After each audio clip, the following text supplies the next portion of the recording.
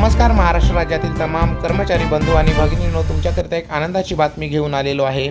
राज्य शासकीय व इतर पात्र कर्मचाऱ्यांना अनुज्ञेय महागाई भत्त्याच्या दरात 1 जानेवारी 2026 पासून सुधारणा करण्याबाबतचे हे 18 ऑगस्ट 2026 रोजी परिपत्रक आलेले आहे। या परिपत्रकानुसार राज्य शासकीय कर्मचारी व इतर पात्र कर्मचाऱ्यांना अनुज्ञेय महागाई भत्त्याच्या दरात सुधारणा करण्याबाबतचा प्रश्न शासनाचा विचाराधीन होता। शासन आता असे आदेश देत आहे की 1 जानेवारी 2026 पासून 7व्या वेतन आयोगानुसार सुधारित वेतन संरचनेतील मूळ वेतनावरील अनुज्ञेय महागाई भत्त्याचा दर 58 वरून 60% दर करण्यात यावा। सदर महागाई भत्ता वाढ 7 महिन्याच्या म्हणजे जानेवारी 26 ते जुलै 26 या कालावधीतील थकबाकीसह माहे ऑगस्ट महिन्याच्या वेतनासोबत रोखीने देण्यात यावा। महागाई भत्त्याची रक्कम प्रदान करण्याकरिता विद्यमान तरतुदी व कार्यपद्धती आहे त्याचप्रमाणे यापुढे लागू राहतील। यावर होणारा खर्च संबंधित शासकीय कर्मचाऱ्यांच्या वेतन व भत्ते लेखा शीर्षकाखाली खर्ची टाकण्यात यावा।